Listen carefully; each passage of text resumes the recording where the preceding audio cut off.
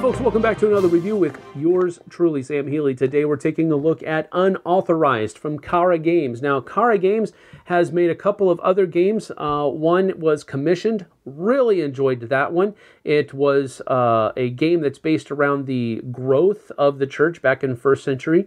Really enjoyed that one. The other one was Three Seeds.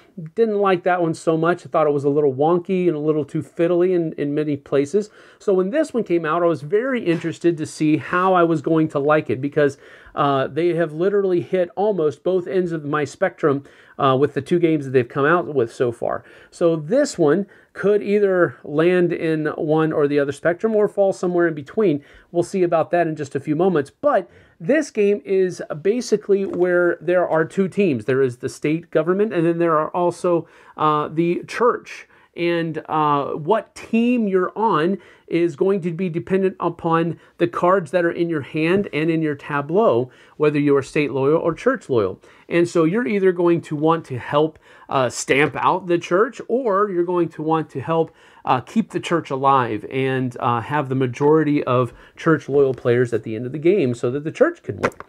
So that's generally what's going on here. Let's get down to the table. I'll show you how it works in a very general way, and then we'll have some final thoughts after that.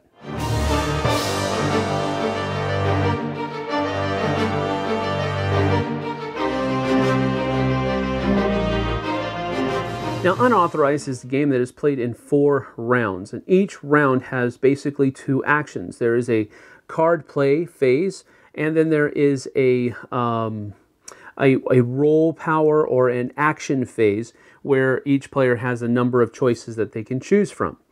Now, in this game, the way that it is won or lost, it depends upon your loyalty. If you're loyal to the state, you're going to win if at the end of that 4th round, there is not a majority of church players, or there is a majority of church players and all of them are in prison. That's one way. Those are the ways that the state can win. If there is a majority of players that are loyal to the church, then the church wins at the end of that 4th round. Now, how do you get there? Well, first of all, rolls are given out, and depending on the number of players in the game, you'll have either 1 or 2 pastors and 1 or 2 police, and then the rest will be these blue neutral type characters. And the police will get a hand of 7 cards that are all red. The pastors will get a hand of 7 cards that are all green. And then everybody else will get a hand of 7 cards that are a mixture of red and green cards. Now, these cards are called experience cards, and they're supposed to mean those life experiences that will, I guess you could say, in a manner of speaking, push us in one direction or the other. What the cards say actually don't mean anything. It's just the color of the card that denotes your loyalty based upon the majority in your tableau and in your hand combined. So at the beginning of the first round is actually the first round is where no cards are passed. Every round after that, you're going to be passing 1 card to either the player on your left or your right. But in the first round, no cards are passed. You simply just play 2 cards. The cards that you play from your hand can be red state cards, or they can be wild cards. And wild cards are played in such a manner that whichever way is facing upwards, it's right side up, that's what the loyalty it's supposed to be. So if I play this card like this, it's a church loyalty card. But if I play it like that, it's a state loyalty card. And then all of these other cards are just, you play them face down, and that they are what they are.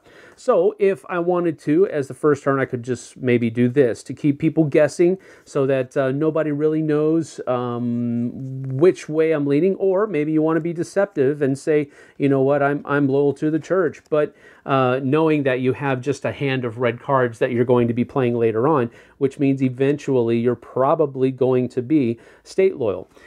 So that's what you would do in the first part, the first phase, where you're playing cards. The second phase is where you're able to choose from your player power or speak to a neighbor, which basically just means that you show them their hand of cards so that you know what they have. You can also try to seek to get out of prison, and if you're the police, you can conduct a public execution, but you can only do that once per game, so you have to use that judiciously, and really you have to make sure that you're executing the right person out of the game to throw the favor of winning back into your court. So these player powers that are here, for example, if you're the police, you can choose one player. If it's the pastor, he's automatically put in prison. If he's one of these blue people, then they must either play 2 red cards face up from their hand, or one of them can be a wild, played in an orientation where it would be state loyal, like this. And if they do that, then they're fine. But if they can't do that, then they are put in prison, and that's just simply denoted by turning your character card sideways like that. The pastor over here, he can discard 1 face-up red card or a wild that has been played as a red card in front of any one player. So he can basically preach to people and get them to change their cards. So if I had a card that was like this, he would be able to say, get rid of that card. So now I'm church loyal, or what have you. All right, so that's what the pastor can do. And then these guys have a whole bunch of different types of powers. The teacher here can draw a card, look at it, and then give it to somebody of their choice. It goes into their hand there, though, and not their tableau. The rebel says we can play 1 card from our hand into any person's face-up pile. These are double-sided, by the way. So they can take 1 card from their hand and play it in front of somebody else. So you can kind of influence their loyalty. The musician chooses 1 player and names a loyalty, either a green or red, and that player must play a matching card or a wild card set to whichever loyalty they say. If they can't, they have to draw a card from the top of the deck. The thief simply takes 1 card at random from somebody's hand and places it in their hand. The matchmaker chooses 2 players, of which he can be one of them, and the first person he chooses must give a card from their hand to the second person that he chooses. The clerk can select and discard any face-up card, or if he is not in prison, he can release somebody from prison. So that's a cool power as well. The merchant can swap cards. He can choose himself and somebody else, and both players choose which card to trade from their hands. The counselor can select a player, and that player must discard 1 card of their choice from their hands. So it's, he's talking it out, and he's getting him to overcome those life experiences that he has trouble with. So these are the different kinds of abilities that will be in the game. So that's what they can choose to do in player order at the second phase of the round. So really, the card play in this is really where it's key, and it's difficult to show. This can, of course, accommodate up to 10 and even more than 10 players. And so that's difficult to show in a review, but hopefully you can understand kind of what's going on here. You're going to be playing cards out of your hand. Some of those cards are going to be kept secret because you haven't played them face up and nobody can see them.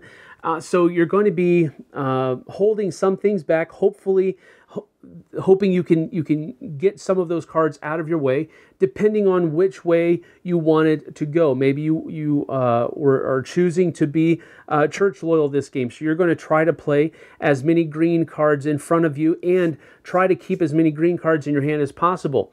Maybe you got a handful of red cards, and it's going to be really difficult for you not to be state loyal throughout the course of the game. So maybe you're going to try to help that side and get them to be in the winning condition at the end of the 4th round. So it's really all about the card play, using your special power in a very efficient, expeditious way.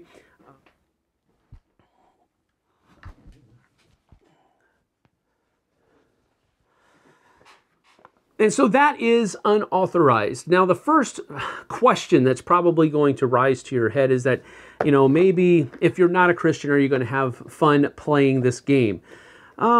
It could be fun for you.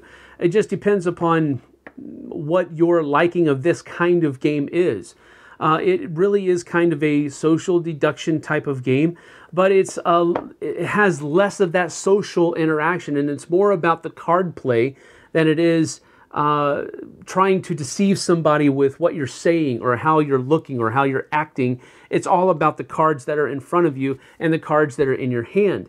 So there is less, I guess you could say, social interaction, but the theme of the game is social deduction and social influence. So there is that. So you have to kind of ask your question, rather, it has a Christian theme on it. Sure, it does, but are you going to enjoy the mechanisms of the game? Well, that really can only, you can kind of have an idea based upon the mechanisms that are employed, but really you kind of have to play the game before you can really see if you enjoy it or not. This will probably turn people off because it's a Christian themed game before they even try it, and I understand that. I get turned off from games just by their themes all the time, so there's that. But as far as the gameplay is concerned, I can safely say that I don't like it as much as Commissioned, and I'm not comparing this game to Commissioned. I'm just using that spectrum that I was talking about in the intro before. Commissioned was heavily on my enjoy side, and Three Siege was pretty soundly in my dislike side. This one literally falls somewhere in between that, because I do enjoy the theme and I do enjoy the card play that is there, and I think it's a very interesting game to play.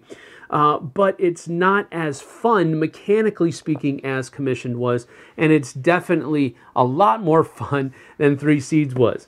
So, not having played those other two games, you might be confused at this point. And what I have to simply say is this: I think this is a game that you have to try on your own to see if you're going to like it. Myself, I was okay with it, but I think they've done better things in the past.